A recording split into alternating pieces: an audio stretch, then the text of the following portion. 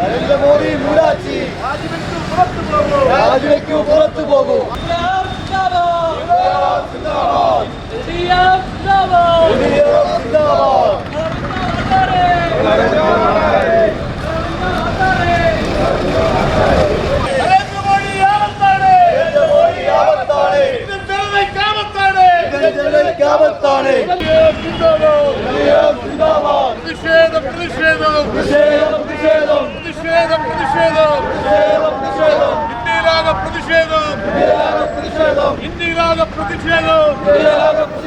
ഇവിടെ ഞങ്ങളുടെ സ്വാതന്ത്ര്യം, ഇവിടെ ഞങ്ങളുടെ ജനാധിപത്യം ഇല്ല, അംഗീകരിക്കില്ല, ഇല്ലേ ഇല്ല, അംഗീകരിക്കില്ല, ഇല്ലേ ഇല്ല, മാപ്പില്ല,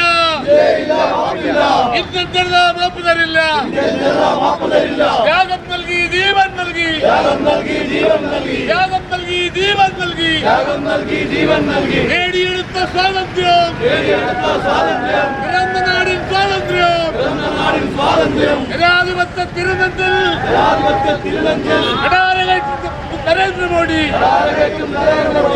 നരേന്ദ്രമോദി ഇല്ലേ ഇല്ല, സമ്മതിക്കില്ല, ജനത സമ്മതിക്കില്ല.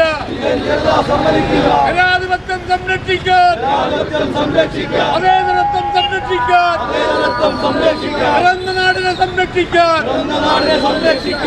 LDF മുന്നോട്ട്,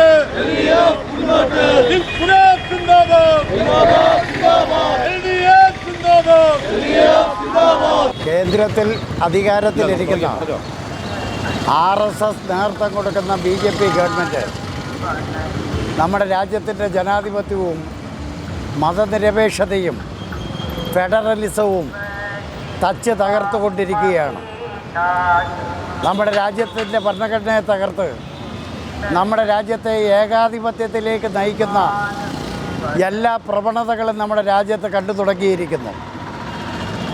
ഓരോ സംസ്ഥാനത്തും അധികാരത്തിലിരിക്കുന്ന ഗവൺമെൻറ്റുകളുടെ രാഷ്ട്രീയ നിറം നോക്കി BJP ഇതര ഗവൺമെൻറ്റുകളാണെങ്കിൽ ആ ഗവൺമെൻറ്റുകളെ സാമ്പത്തികമായി ശ്വാസം മുട്ടിച്ച് ഇല്ലാതാക്കുന്നതിനുള്ള പരിശ്രമമാണ്.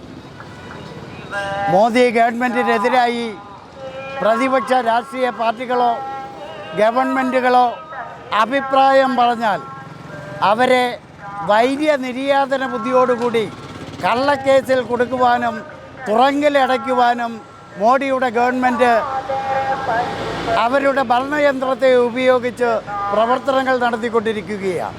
ഒട്ടനവധി ഉദാഹരണങ്ങൾ നമ്മുടെ രാജ്യത്തുണ്ട്. ഇന്നലെ ഡൽഹി മുഖ്യമന്ത്രിയായ ശ്രീ അരവിന്ദ് കെജ്രിവാളിനെ കള്ളക്കേസിൽ കുടുക്കി ED വീട്ടിൽ കയറി അറസ്റ്റ് ചെയ്ത് ഒരു ക്രിമിനലിനെ കൊണ്ടുപോകുന്നത് പോലെ കൊണ്ടുപോവുകയുണ്ടായി. അങ്ങനെ BJP ഇതര ഗവൺമെൻറ്റുകളെ തകർക്കാൻ, തങ്ങൾക്ക് ഇഷ്ടമല്ലാത്ത രാഷ്ട്രീയം ഇല്ലാതാക്കാൻ, വെറുപ്പിൻ്റെ രാഷ്ട്രീയം പ്രചരിപ്പിച്ച് ജനാധിപത്യ സ്ഥാപനങ്ങളെ തകർക്കുന്ന നിലവാരത്തിലേക്ക് മോഡിയുടെ ഗവൺമെൻറ് നീങ്ങുകയാണ്. ഇത് ജനാധിപത്യ ധ്വംസനമാണ്. രാജ്യത്തെ മുഴുവൻ ജനാധിപത്യ വിശ്വാസികളും ജനാധിപത്യം സംരക്ഷിക്കാൻ പോരാട്ടത്തിനിറങ്ങണമെന്ന് അഭ്യർത്ഥിക്കുകയാണ്.